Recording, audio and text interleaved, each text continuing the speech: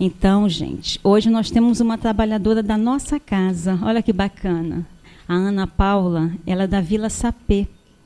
E hoje ela veio aqui nos presentear com o estudo de um tema muito atual. Né, Ana? Muito, bastante. Boa noite. Vamos lá. Obrigada. Me desculpe um pouco, estou um pouco rouca, porque eu peguei uma faringite esse final de semana, mas nada que impeça a gente de conversar um pouquinho hoje, tá bom? Vamos lá. O tema de hoje, a gente vai fazer da seguinte forma. Vamos dividir em 2 momentos.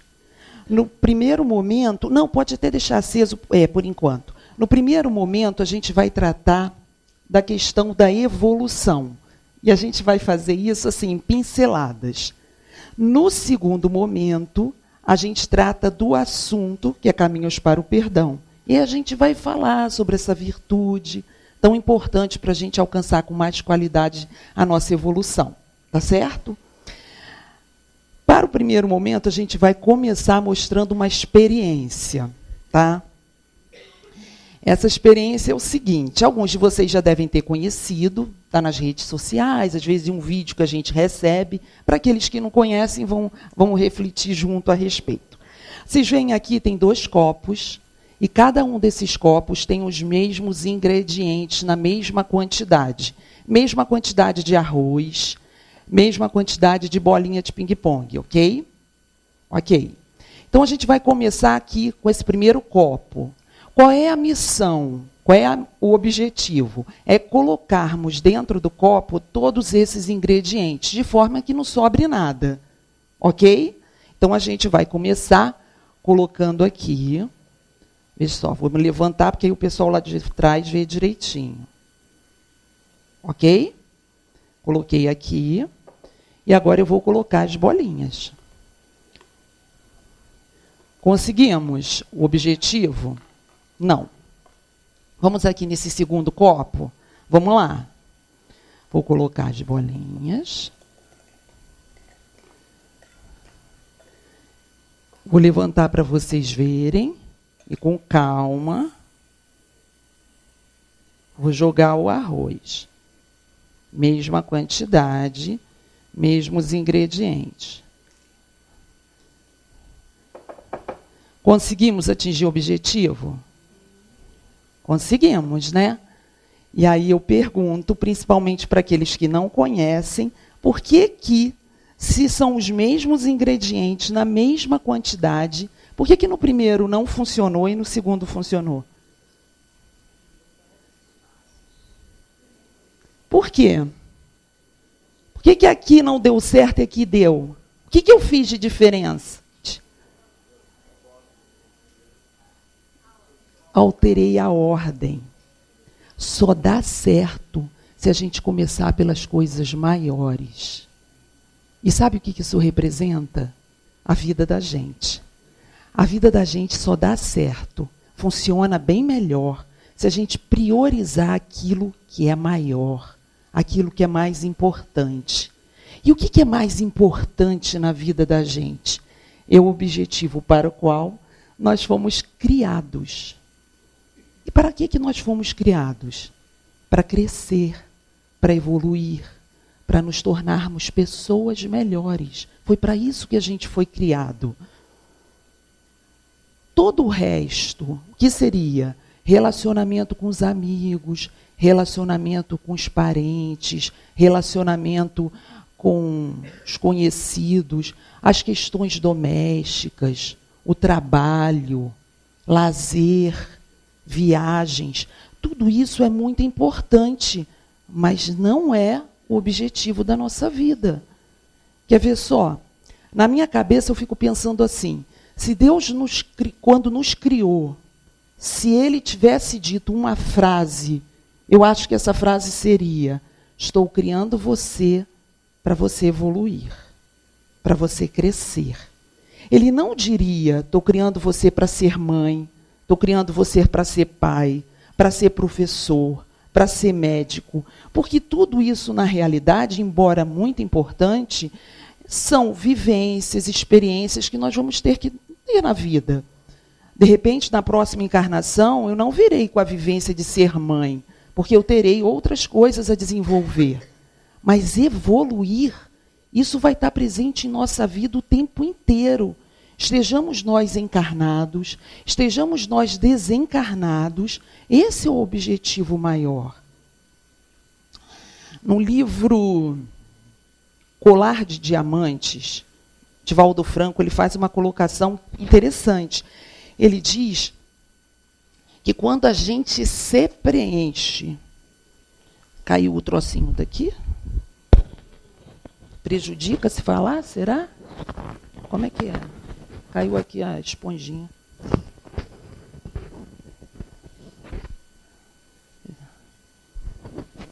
Encaixou? Obrigada. Ele coloca que se a gente começar a se preencher com preocupações secundárias, embora importantes, secundárias, o que acontece?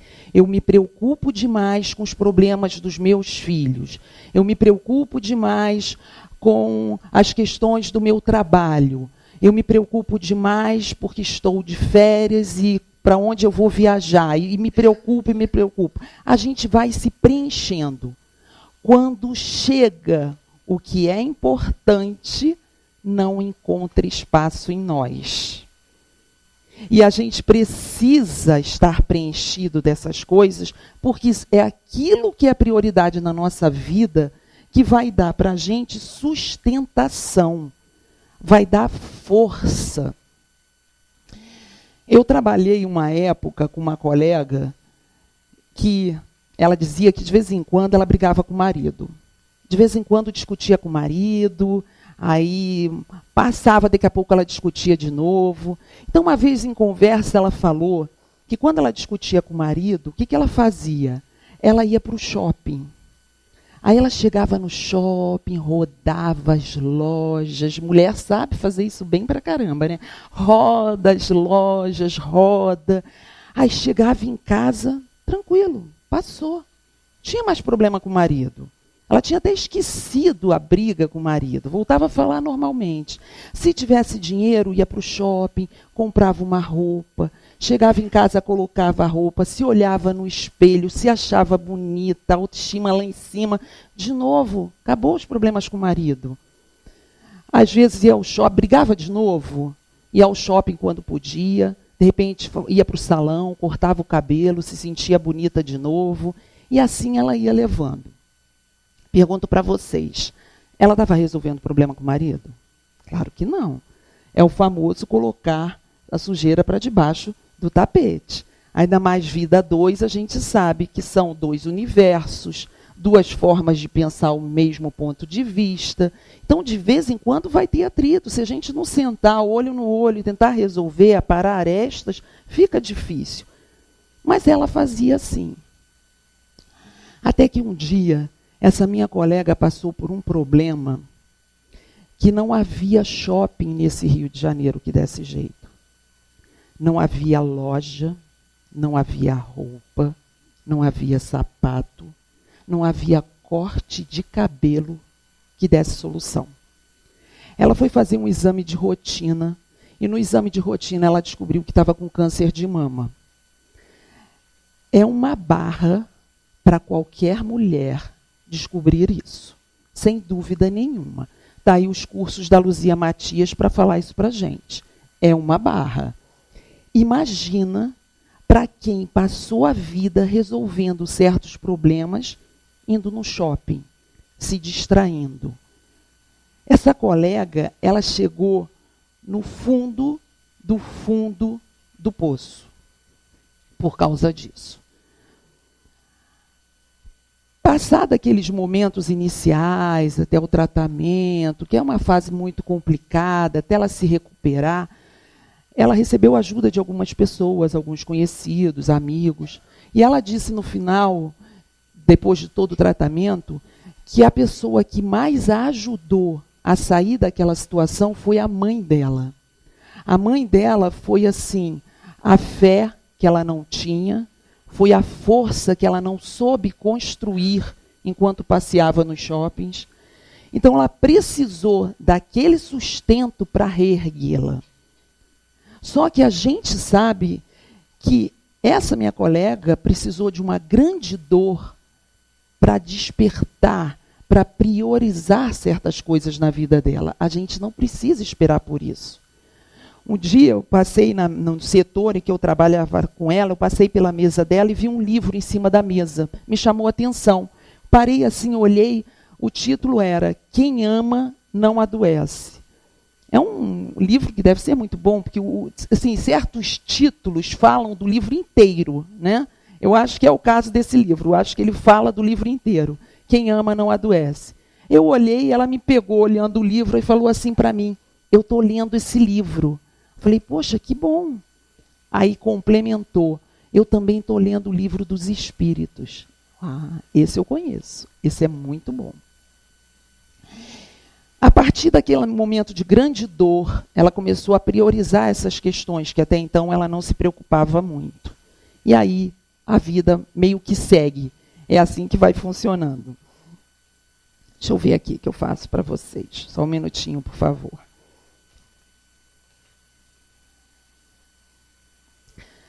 Se a gente, assim, nesse momento, se eu falasse assim para vocês, vamos congelar essa cena aqui agora. Congelou. Se eu perguntasse para vocês, estamos nesse momento priorizando o que é importante em nossas vidas? O que vocês diriam? Sim, né? Estamos no centro espírita, conversando sobre a doutrina espírita, não é isso? Debatendo aqui assuntos interessantes sobre a doutrina, que a doutrina também fala. Claro que a gente está priorizando o que é importante na nossa vida.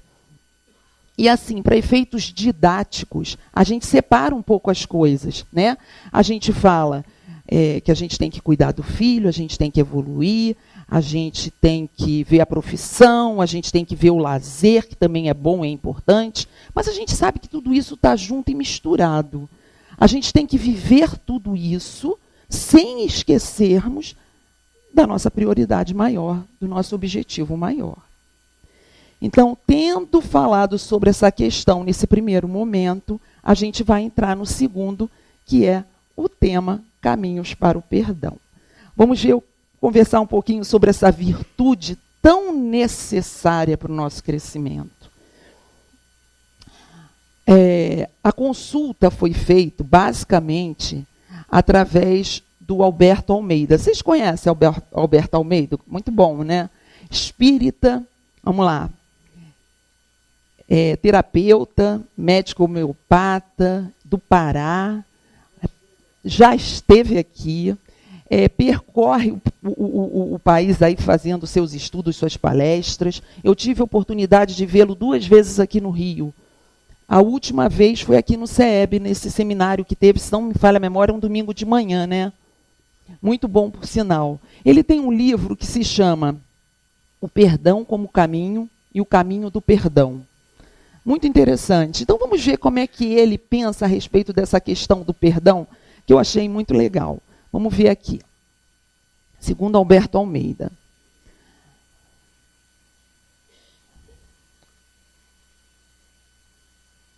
Bom, vamos lá. Foquei aqui.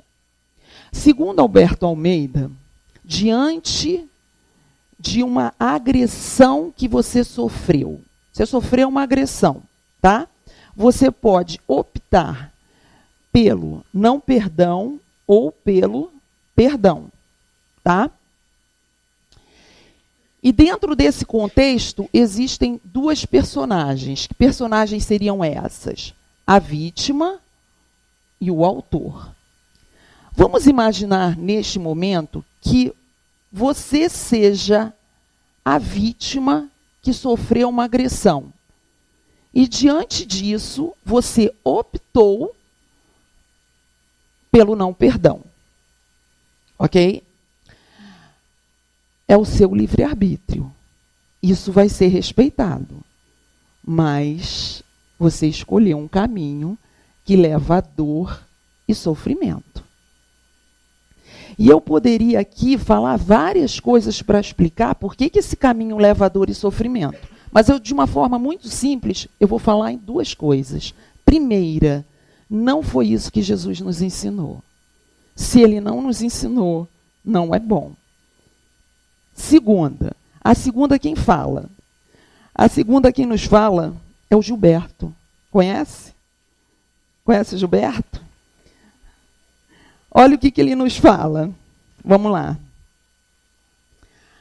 A consciência guarda essa lei. No juízo que se faz, aquele que não perdoa não consegue viver em paz. Não vai viver em paz. Não, Gilberto, não vive em paz. Por quê? Porque a falta de perdão é como se fosse correntes em nossos pés. A gente precisa desamarrar, tirar essas correntes para que livres a gente evolua. Enquanto a gente estiver preso a questões por falta de perdão, a gente não consegue como deveria, não consegue. Então, este é um dos grandes motivos para a gente seguir adiante. Mas vamos lá. Você optou por não perdoar. Você é a vítima, não vai perdoar. Quando você opta por não perdoar, o que se surge? A necessidade do troco. Você vai dar um troco naquela pessoa que te magoou. O que você vai fazer? Pode ser um troco muito simples. Não vou falar com ela. Não vou olhar na cara dela. Ou pode ser uma coisa mais exagerada, né? Te deram um tapa, você devolve 3. Mas você sente essa necessidade de dar o troco. Por quê? Porque você precisa limpar sua honra, você precisa limpar sua dignidade, você precisa fazer justiça.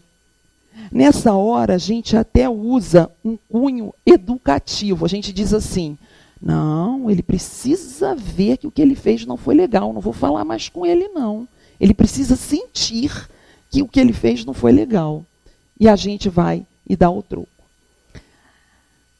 Na realidade, assim, o troco que você vai usar, né, o que você vai justificar para explicar por que você está fazendo aquilo, não é o que nós vamos focar aqui agora. O que eu vou focar é o seguinte, seja lá o motivo que for que você vai justificar, seja lá o troco que você for dar, o que te move nesse momento é o orgulho. É o orgulho que faz você pensar assim, eu não mereço passar por isso. Não eu. Eu não. Nunca fiz nada para ele para ter me tratado assim. Então é esse orgulho que vem, que faz a gente tomar essas decisões. Eu não mereço. Mas aí vem uma doutrina que diz assim para a gente, se você soubesse, se você soubesse quantas mágoas você causou, quantos erros você cometeu. A gente sabe que o esquecimento tem sua função, mas sem dúvida nenhuma, se você soubesse. Quantas coisas ficaram mal resolvidas lá atrás, que a gente não teve como resgatar, porque não teve tempo, porque não estávamos maduros o suficiente. Ficou para depois. Aí vem mais tarde. Nesses momentos difíceis que a gente encontra um vizinho complicado, um parente difícil, um colega de trabalho que a gente costuma dizer ninguém merece. São aqueles momentos que a gente está, de repente, vivenciando aquilo que a gente construiu lá atrás e agora estamos aqui, tentando aprender juntos. No livro Chico, As Origens, foi um livro, até foi o último livro que falou da história do Chico. Eu adquiri aqui no SEB, a última vez que eu estive aqui. Tem ali uma menção do Emmanuel, que ele coloca que todos nós somos espíritos. O espírito é uma câmara secreta. E nessa câmara secreta estão guardados todas as nossas vivências, todas as nossas experiências. E algumas dessas experiências vão ressurgir no momento futuro, próximo ou longínquo. Então, de repente, este momento em que a gente está aqui vivenciando uma situação de agressão é o momento futuro que chegou e que a gente tem aí que vivenciar e aprender muita coisa com ele. Interessante essa colocação dele. Isso que a gente está falando em relação à vítima. Vou mandar? Vou mandar. Temos o autor. Tá? Agora nós somos o autor. Eu cometi um grande erro. E diante desse grande erro que eu cometi, eu optei por não me perdoar por isso. Eu não me perdoo pelo que eu fiz. Não me perdoo. Isso tem nome. Culpa.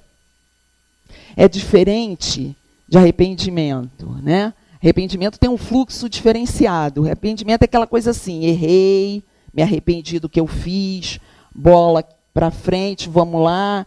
Se der para reparar, eu reparo, senão eu vou seguir em frente. Aprendi com o meu erro. A culpa não. A culpa, ela te engessa, ela te puxa para baixo, ela não deixa você seguir. Então você fica naquele sistema de eu sou culpado, eu sou culpado.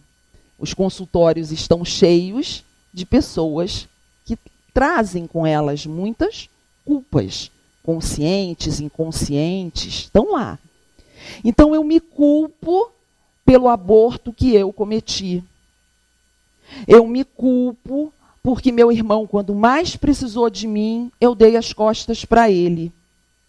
Eu me culpo porque eu criei tão mal meu filho que ele hoje não olha mais na minha cara. E a gente se culpa e não aprende com esse erro.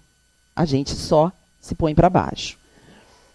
A culpa, ela pode durar meses, anos, séculos, milênios, por incrível que pareça. Quem trabalha em centro espírita, em sessão de desobsessão, sabe o que eu vou falar agora.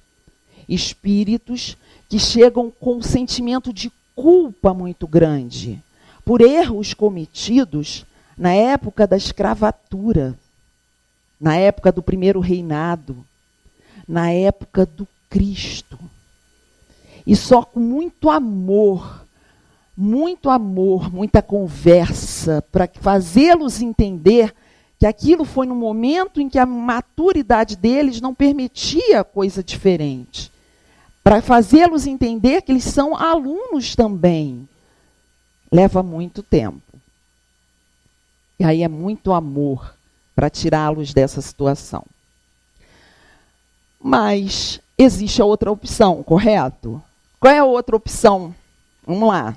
A outra opção é o perdão. Então, você como vítima ou como autor daquela agressão, você optou. Vou perdoar. Vou me perdoar. Legal, legal. Perfeito, perfeito. Por quê? Porque isto Jesus nos ensinou. Então é tranquilo. Estamos no caminho certo. Escolhemos, hoje estamos mais maduros, já aprendemos muito, levamos muita pancada. Agora a gente sabe que eu quero é perdoar. Jesus ensinou isso. E agora? A gente descobre que é difícil. Eu quero, mas não consigo. Eu quero me perdoar por aquele erro, mas não consigo. É difícil. Eu quero perdoar aquela pessoa que me magoou. Eu quero, mas eu não consigo. E aí? Por que é difícil perdoar? Vamos ver por que é difícil.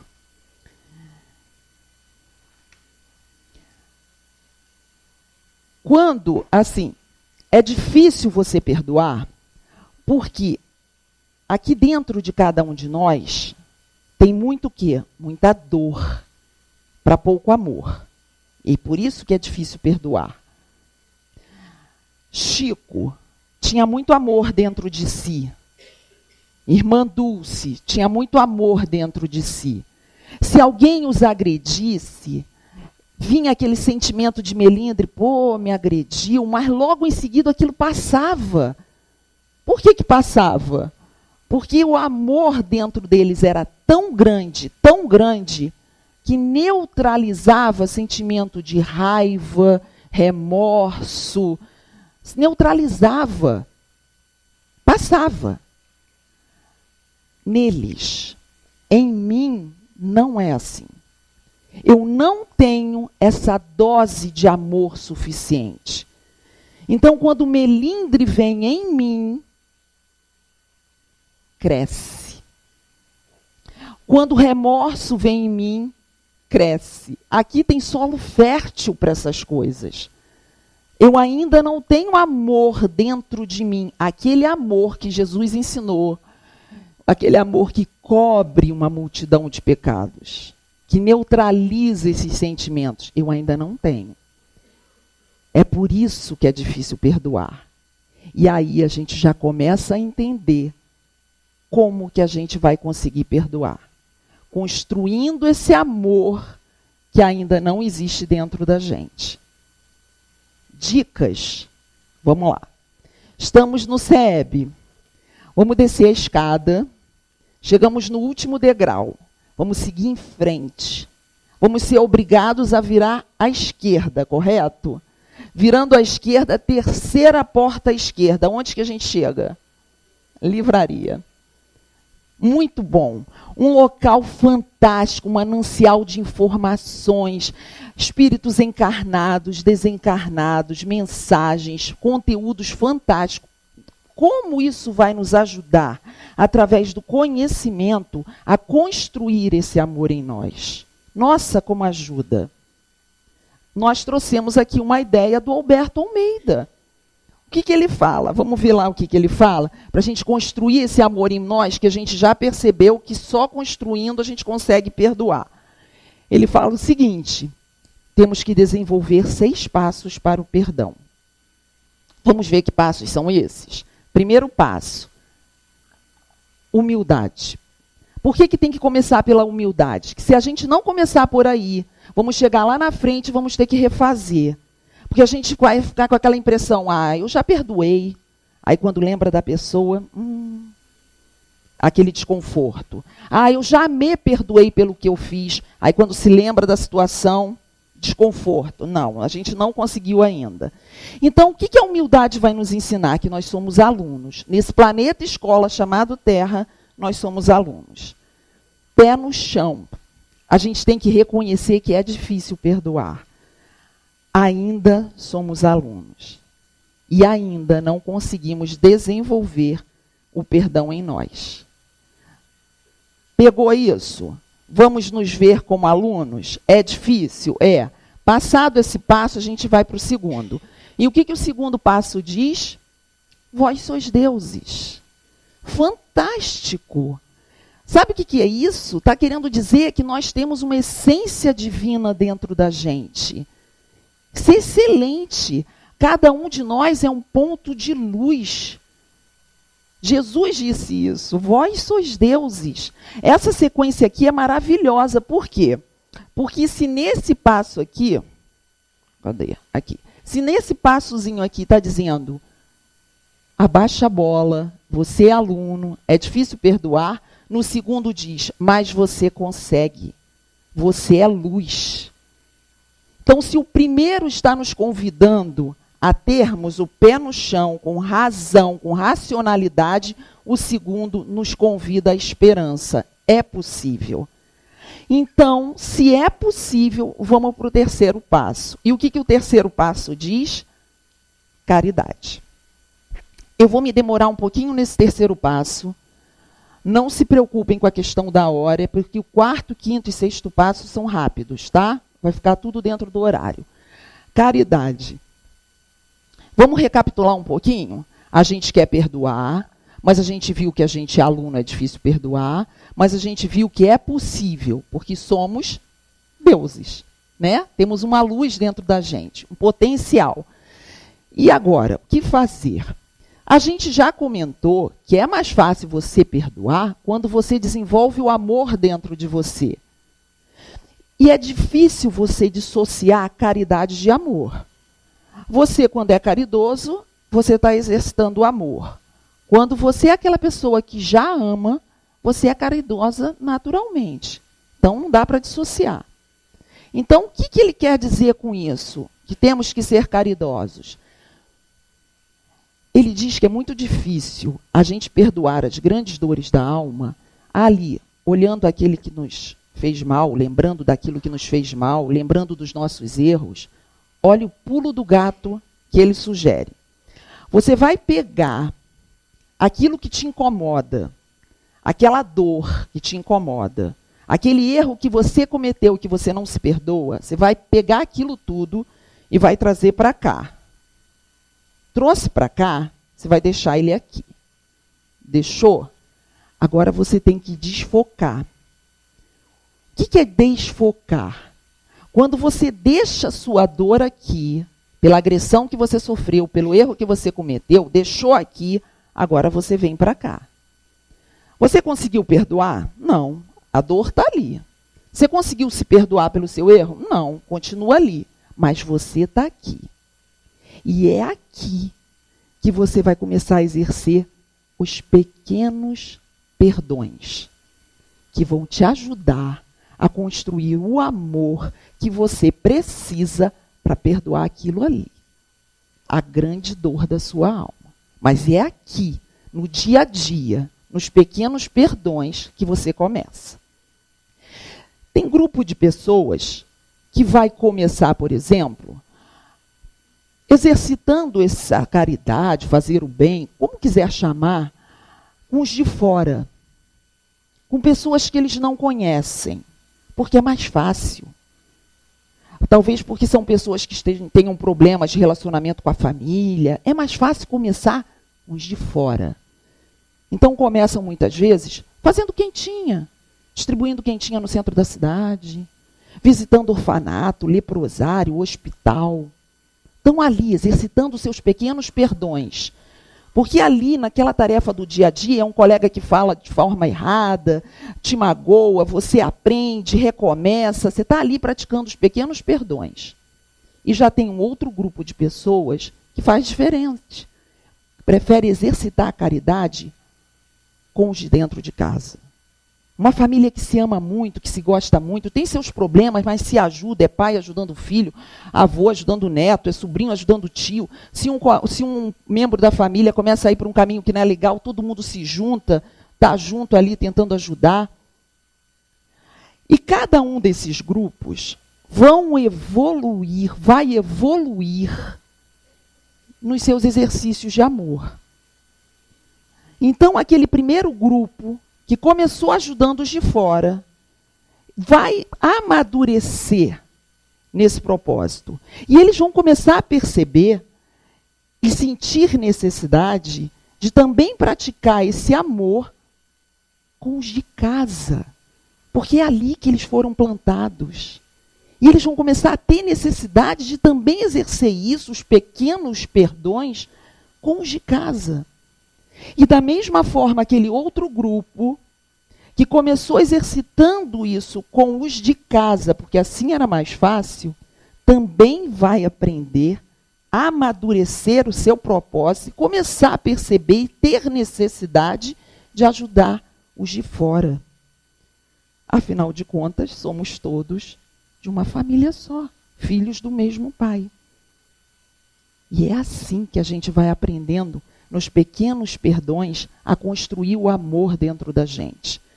Que nem os atletas, né? Que todo dia exercitam, mas o objetivo dele qual é? É a medalha, né? Porque eles querem a medalha. E a gente, nesses exercícios diários aqui de pequenos perdões, a gente também está exercitando a compaixão. São através de circunstâncias menos exigentes, coisas mais simples. E aí a gente vai desempenhando atitudes amorosas cada vez mais audaciosas. A gente vai crescendo. E o fantástico é perceber a paciência que eles têm conosco, de esperar esse momento. Não, a gente espera. Se demora muito, vem uma dorzinha para ajudar a gente. Mas eles entendem esse nosso momento de aluno. Vou contar uma história para vocês, que está no livro A Memória e o Tempo, do Hermínio Miranda, que retrata bem essa questão. Os gatos de Elizabeth. Preste atenção nessa história, é interessante. Elizabeth era uma mulher solteira que morava num apartamento com 3 gatos. E ela era muito ansiosa em relação aos seus gatos. Então, ela estava sempre preocupada. Ela achava que não podia deixar os gatos dela sozinha, porque alguma coisa ia acontecer com os gatos.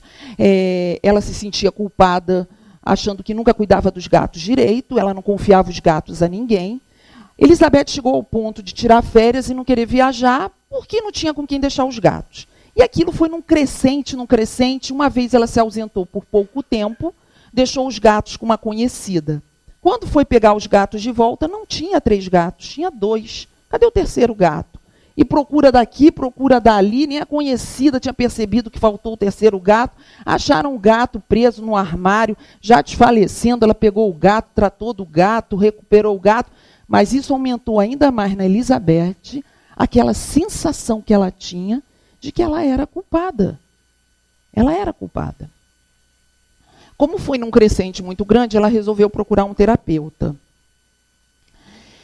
E o terapeuta começou a conversar com ela, aquelas conversas iniciais, que ele deixa ela bem à vontade, fala o que você quer. E ela vinha com aquelas expressões recorrentes. Então ela dizia, eu não confio em ninguém. Eu não gosto de deixar meus gatos sozinhos. Ninguém vai cuidar deles direito. Eu sou a culpada por tudo. Eu sinto que eu poderia cuidar deles melhor, mas eu não consigo.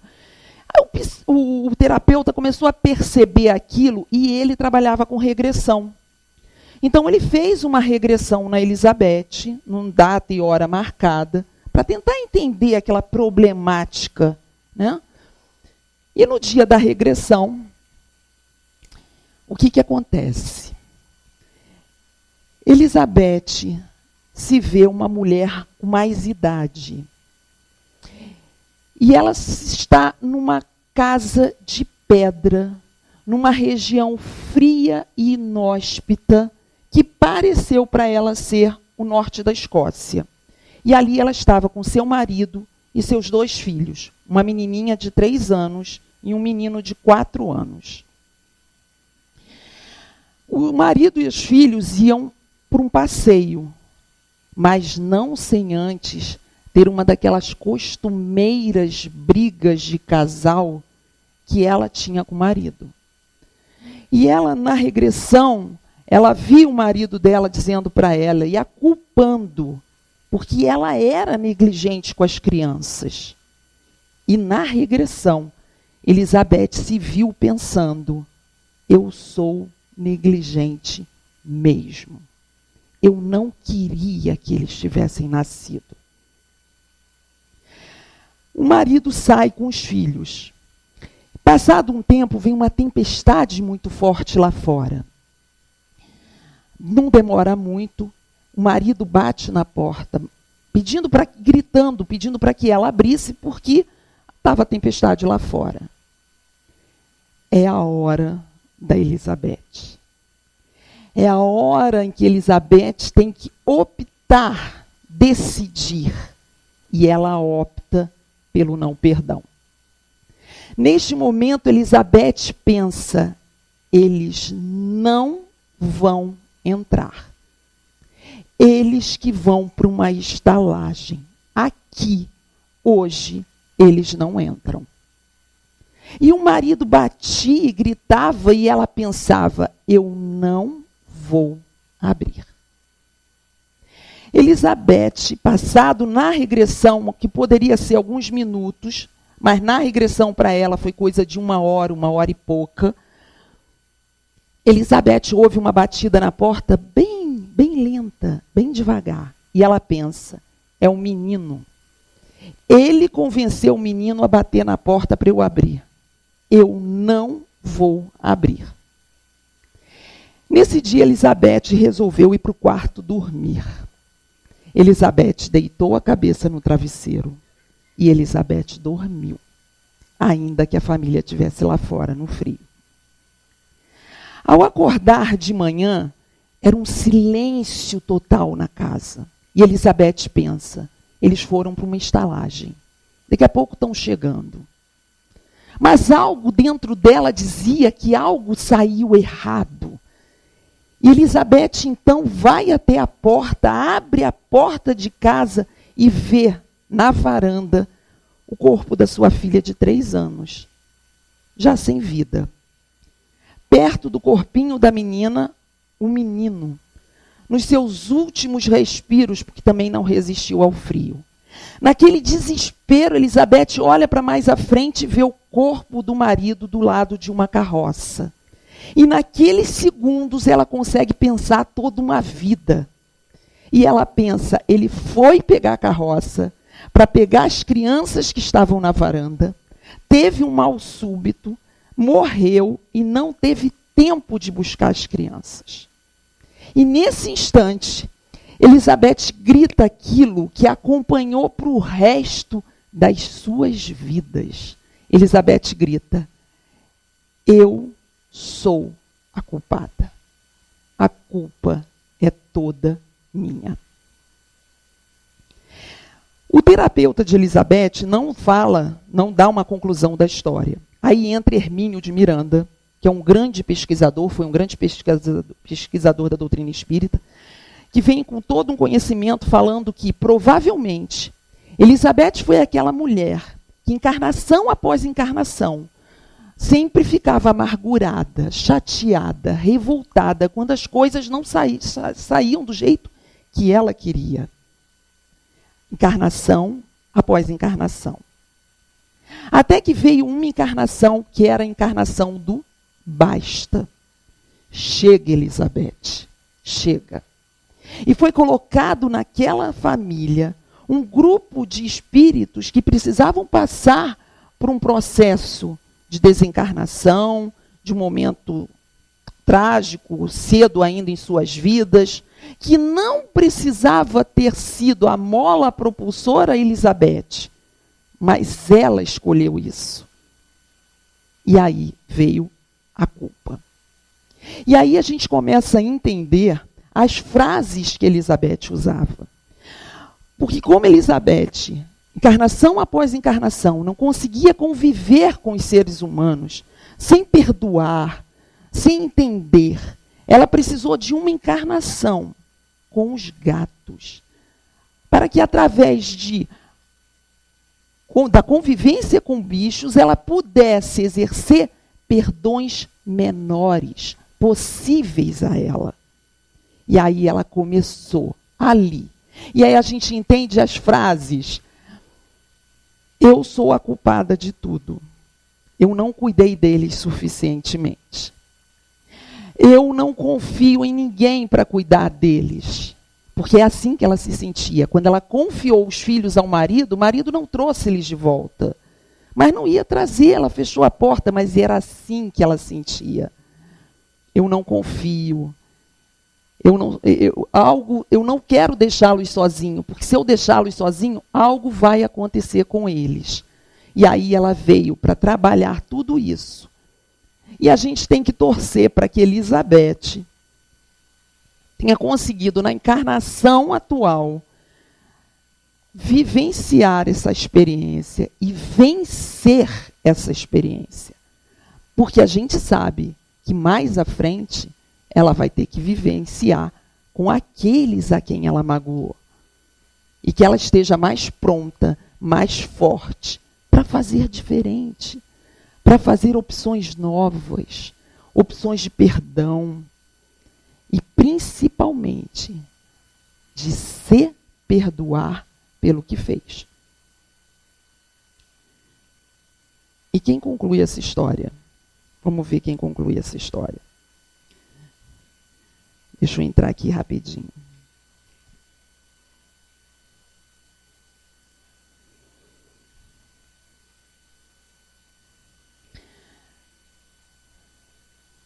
Uma trova do Gilberto.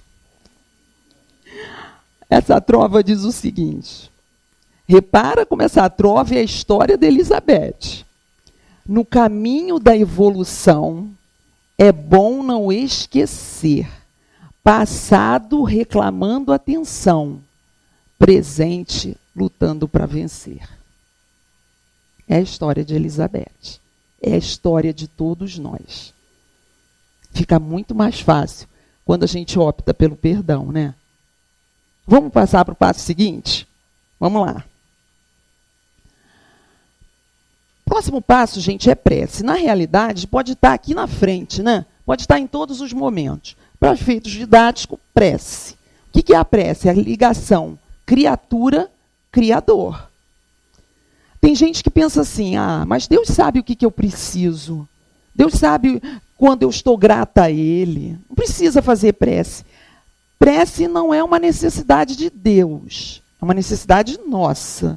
Não é isso? É conversar com o nosso Criador. Os espíritos superiores, eles se sentem imersos em Deus. Nós ainda não. Eu me sinto bem separada. Eu até visualizo, eu aqui e eles lá. Né? A gente se sente assim. Então a gente precisa da prece para a gente estar junto. Para que a gente crie força para esses momentos, para esses nossos passos a passos aí que a gente tem que fazer para chegar no perdão. O que mais? Vamos ver aqui. Quinto passo, perseverança. Vamos lá na perseverança? O que diz a perseverança? Que a gente não pode desistir, que a gente tem que insistir. Perseverança é isso. Porque só a perseverança vai fazer com que a gente perceba que a gente consegue, pouco a pouco, vencer essas nossas dificuldades.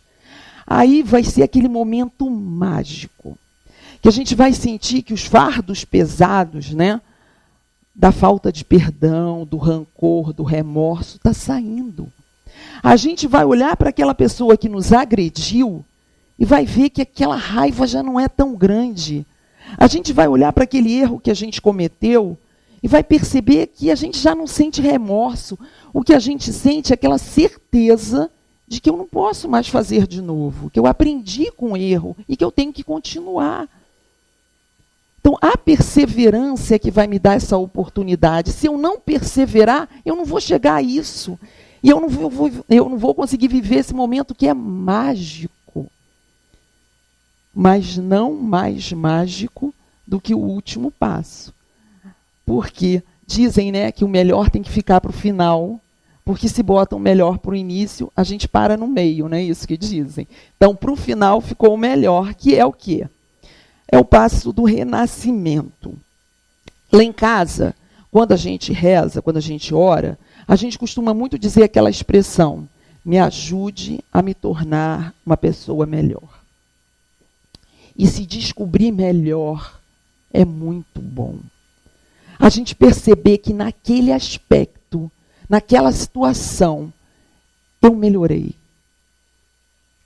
Perceber isso é muito bom. Mas eu caí de novo. Mas tenta de novo, conseguiu. Antes você nem tentaria. A gente tem que valorizar nossos pequenos passos. A gente tem que ser otimista. A gente tem que torcer por cada vitória, pequena que seja. E você perceber, eu consegui. Isso é muito bom. Às vezes eu vejo muitas pessoas falando, mas eu ainda tenho muito que crescer. Mas Nossa Senhora, eu estou lá atrás. Não, gente, a gente já caminhou muito. A gente tem que focar em isso. A gente tem que torcer mais por nossas vitórias. Sabe, ter uma visão positiva das coisas, de nós mesmos. Então a gente se descobrir, poxa, renasci. Nesse aspecto aqui, eu sou outra pessoa. E curti isso. Isso é muito bom. Vocês sabem, a gente, assim, seguir o que Jesus nos ensinou é muito difícil às vezes. Por quê? Porque a gente é aluno, não é isso? Então, aluno é aluno, não somos professores, somos alunos. Mas quando a gente consegue colocar os ensinamentos do Cristo num propósito nosso, quando a gente consegue colocar aquilo como um objetivo, uma meta, algo a seguir, e a gente vê a evolução nisso, aí a gente vê que valeu a pena. A recompensa não tem preço. Porque é aquela coisa de paz interior, de sensação de missão cumprida. Estou fazendo a minha parte. Isso é bom demais. É bom demais. O relógio que está certo é aquele ali, né? para finalizar nosso estudo, vou pedir aquela musiquinha.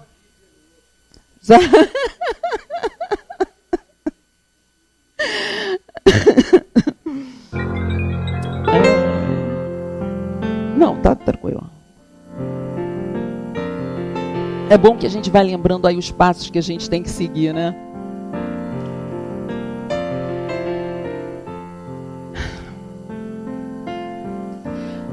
A pedido,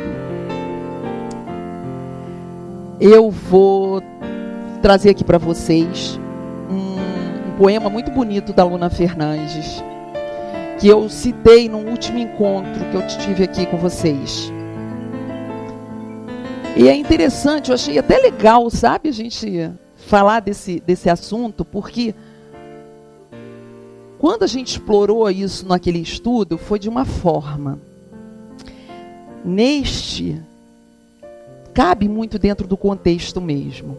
Porque esse poema da Luna Fernandes, o que ela fala? Ela aborda a questão da natureza. Ela diz que a natureza nos transmite muita paz. E se a natureza nos transmite muita paz, por que a gente não vive em paz? Essa é a grande temática. Se estamos rodeados pela natureza, se a natureza nos transmite paz, por que o homem não fica em paz? Aí eu fiquei pensando, caramba, hoje a gente teve a resposta, né? Por que a gente não consegue viver em paz, ainda que rodeados por essa natureza tão bonita? É porque falta o exercício do amor em nós. Enquanto a gente não construir esse amor que vai nos libertar dessas correntes, dos vícios, dos erros, a gente sempre vai se sentir um pouco com falta de paz. Que legal saber que a gente vai chegar lá, né? E o que diz o poema da Luna Fernandes para a gente? Vamos lá, vamos relembrar. O nome é Se Há Tanta Paz. Se há tanta paz no azul que o céu abriga, e tanto azul que tanto bem nos faz, se há tanto azul, se há tanto céu, me diga, por que é que o homem não encontra paz? Se há tanta paz no verde mar das ondas, que faz-se verde e em branco se desfaz. Se há tanta verde pelo mar, responda, por que é que o homem não encontra paz? Se há tanta paz no olor das multicores flores, rosas, orquídeas, manacais, se há tanta paz em cada flor e há tantas flores, por que é que o homem não encontra paz? Se há tanta paz no cântico suave que entoam na alvorada os sabiás, se há tanta paz num canto de ave e há tantas aves, por que é que o homem não encontra paz? Se há tanta paz na brisa que desliza pelas folhagens, tímida e fugaz, se há tanta paz numa brisa e há tanta brisa, por que é que o homem não encontra paz? Se há tanta paz nas expressões tão mansas que ao vir ao mundo uma criança traz, e a cada dia existem mais crianças, por que é que o homem não encontra paz? Se há tanta paz nos corações com fé, que atraem o bem e afasta as coisas mais, então oremos todos já de pé, para que o homem encontre o dia a paz. Que Jesus nos ajude a construir esse amor em nós, para que a gente consiga essa paz tão desejada. Que a paz de Jesus esteja com todos vocês. Obrigada.